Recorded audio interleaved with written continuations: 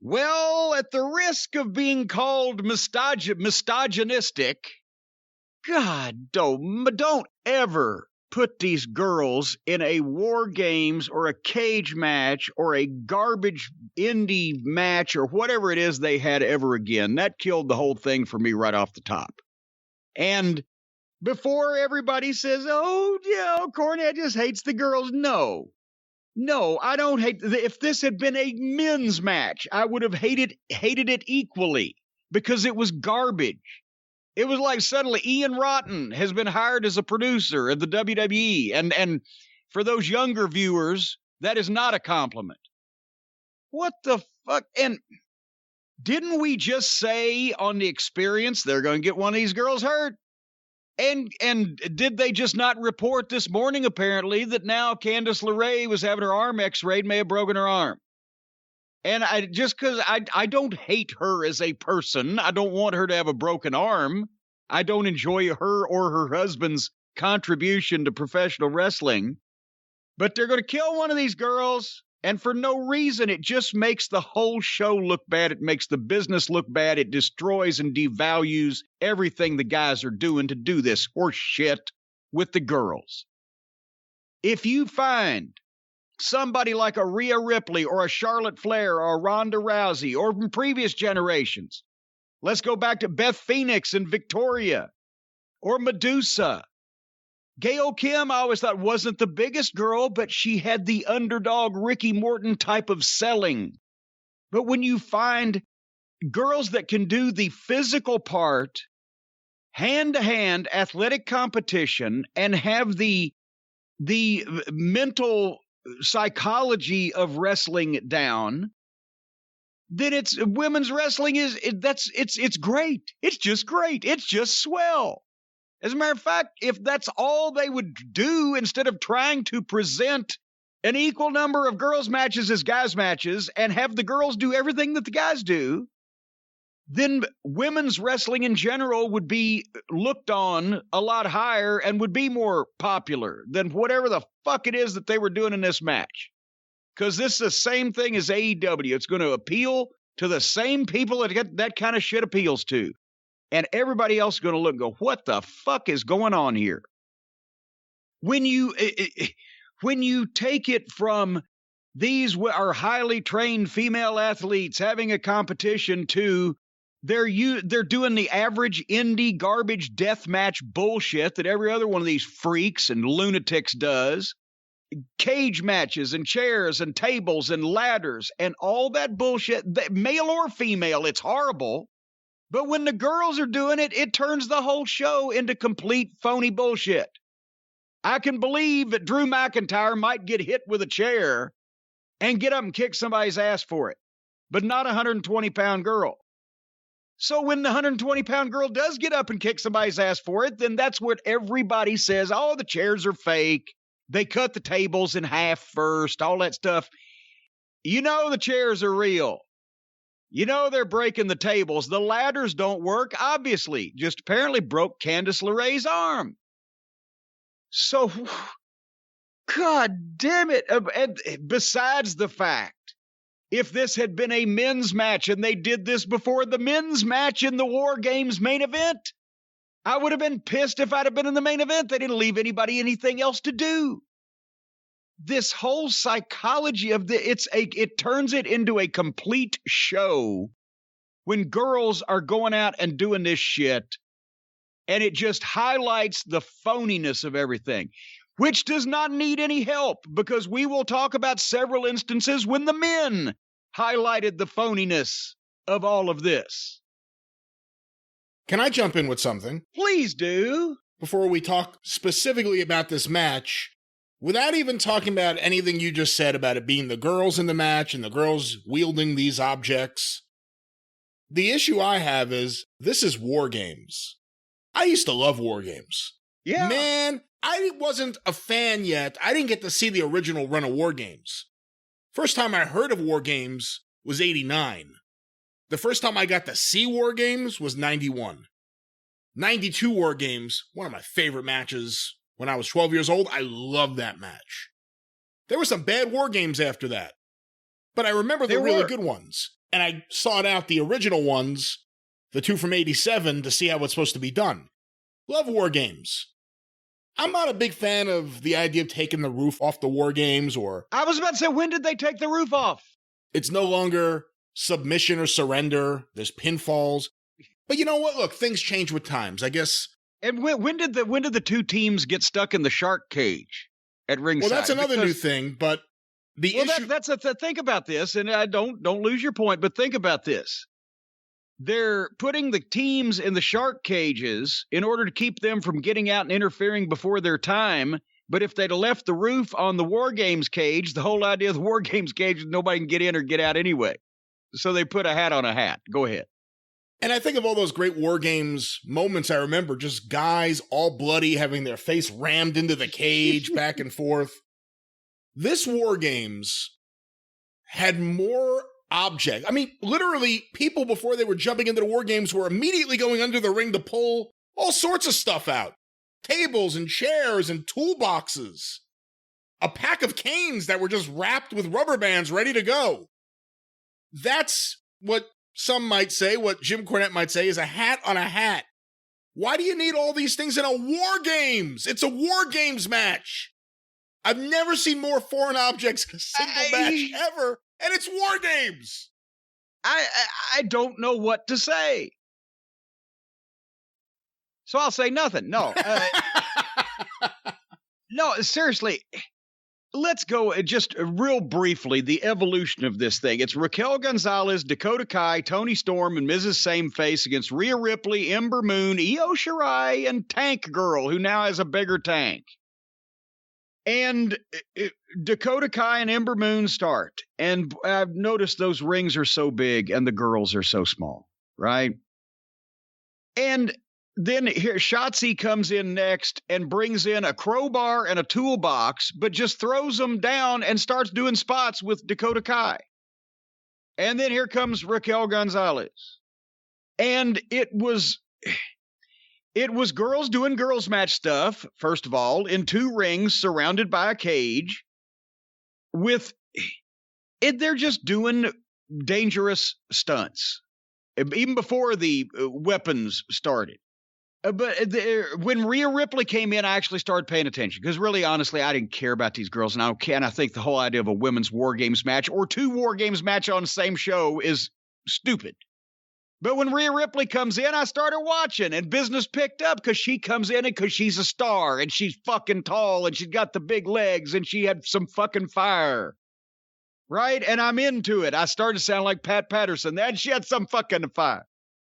And then Ripley's the one that goes to the toolbox and gets what is apparently, we are supposed to believe, is a small sledgehammer. It wasn't a full 3 or 4 foot handle on it, but it was a sledgehammer, which apparently came in a fucking set of Tonka toys, if anybody's old enough out there, because when they drop it on the mat, it would bounce, right? It had but it's purported to be a sledgehammer. Rhea Ripley hits Dakota Kai twice, full force with it, with both hands, swinging it with both hands. Dakota Kai's back on her feet seconds later. So, right at that point, Rhea Ripley and Raquel Gonzalez start their big girl, confrontation, but I don't care because Rhea Ripley can't even knock out a 120-pound girl with a sledgehammer. So I stopped watching again and paying attention because I was doing Cornette's Collectibles orders. Toni Storm came in with some kendo sticks. I'm sorry, my handwriting is scratchy. I said horrible fake booze. Not what I thought I had written about Toni Storm. The fake noise is drowning out the announcers now. It's not just subliminally down there where you don't mind it, but it gives you a little ambiance. It's all over the fucking place. And then at one point, all 6 girls came off the top rope at the same time in a really contrived, fake, but dangerous spot. And then here comes Io Shirai with a ladder. No, 2 ladders. But no, she can't get in because the idiot threw the ladders in first, and then they kept her out of the cage. But they forgot that the door doesn't lock, so she got in anyway. And now it's full-scale garbage wrestling by girls with a budget. And then Io Shirai puts a metal garbage can over her head, gets on the top of the cage and dives onto everybody, and they all catch her with a real garbage can over the top of her. She can't see where she's going, and they're catching her blind. What idiot approved any of this? What idiot would be standing there catching this fucking goof? Blind in a garbage can and lose all your teeth at the same time for a spot on a show nobody's going to remember tomorrow, to make the wrestling business look like a goddamn fucking drunk fight in a goddamn junkyard. Then they used the sledgehammer again, and I quit watching. I've jotted some things. Chairs, sticks, cans, ladders, 5 foot tall, 120-pound girls, fucking ludicrous. This did more to hurt the credibility of any move or injury or gimmick shot in this business than any garbage death match on the mud show circuit ever, because a lot of people will see this. And did I mention it was girls? Cactus Jack would have sold some of the shit that they were doing to each other. They just got back up. Everything that is wrong with modern wrestling, male or female, it was in one match. And this is why that wrestling, whether all the fucking people who still watch the AEW and all the Indian, all this shit want to admit it or not, has never been less popular in the United States of America, never been less popular, and is thought of as a complete joke to the general public. Not just all the 2 million people, or maybe less now in this country, that are watching this shit regularly. It's a fucking joke to people now. For fuck's sake, because then Candice LeRae and Shotzi are on the ladder. This is where they almost killed Candice. Candice LeRae has laid a couple of chairs down on the mat, but Shotzi knocks her off the ladder, and she takes a flat back bump on both those chairs. Then Shotzi's climbing the ladder. Well, the spot's going to be that LeRae is going to pull a chair over on top of her when Shotzi dives off. Well, LeRae pulls a chair over and then turns it back over the other way because she thinks she's got it right. But then as Shotzi's still climbing, she realized, no, she hadn't got it right. She got to turn it over because the side that Shotzi needs to land on needs to be up. Well, by the time she does this, Shotzi's up there, and she's basically pulled the chair over the top of her and turned it around 3 times. So why didn't she just move out of the way before the girl could jump on her? And Shotzi jumps on her and lands on her and apparently breaks her fucking arm or whatever injury she's had, to be determined. And then all the other girls went right on because that wasn't the finish. Then Raquel Gonzalez finally powerbombed Io Shirai off the top of the cage through a ladder, which broke onto the aluminum strip that they put in between the ring aprons of the rings being butted up together. The first match, the first 50 minutes of this fucking show, the first match, and every gimmick that has ever been used, every shot, every bump that has ever been taken, every fucking thing that could ever be done to anybody, hand to hand or with weapons in a wrestling ring, was done to a bunch of fucking girls before the first hour was over with. This was embarrassing. What? Who's approving this shit? Do they want these girls to die? Why would you do all that shit? If you don't care about how the business looks, then at least don't let these girls all fucking paralyze themselves. Just that. They got no business doing this shit and shouldn't be allowed to. Men shouldn't be allowed to. I remember when matches where somebody actually got thrown through a table or hit with a chair. Wow. Those were wild. People loved those because they didn't happen all the time. Now you can't get past the first girls' match. 16 hospitalization angles. Your final thoughts on this thing? Well, it wasn't good. I'm not even going to get into the whole idea the girls shouldn't do it. I'm not even going to get into all that. I don't agree with everything you say. A lot of it I do, but not everything. However, the booking of this match was atrocious. The babyfaces having the advantage. The weapons. Just every bit of it. I know there are people out there who love Shotzi Blackheart. You can put her in the I don't get it bucket for me. You know, there are certain people, we talked about it. Christopher Daniels, I know people love him. I can admit that he's technically sufficient. God, what a full-throated endorsement. But I've never seen him as anything special. Shotzi Blackheart, same category. She has a look. She obviously could drive a tank. Well, she probably got a military background, But does nothing for me. If I can give some compliments here, Dakota Kai looked great in there. Oh, good Lord. She did. You can't say she didn't. Io Shirai doing the first Oscar the Grouch dive. That was impressive. It was stupid. It was stupid. I'm being funny, or attempting to. Well, failing at it. All right, attempting. There we go with the qualifier. It works. There we go. The Oscar the Grouch dive. It went on and on and on forever. The announcers it's not even announcers. Vic Joseph's all right. Wade Barrett got on my nerves big time on this event. The fake crowd noise got on my nerves big time during this event. Every match, it was getting worse and worse. Yeah. It's distracting. Because you know they're not there, just rumbling a little down low. But it was actually when they were having matches in the empty buildings, when they were actually having good matches, it added to it because you could hear the oomph and the smacks and the pow and the, but this is just awful. Yeah, and again, going back to my original comments, this is WarGames. Even with it being the girls, and I know how you feel about that, you can't tell me the match wouldn't have been more effective without any weapons and with a roof on there, and with the girls not in shark cages, but on either side of the cage, banging on the cage and yelling and trying to get in. This was not good.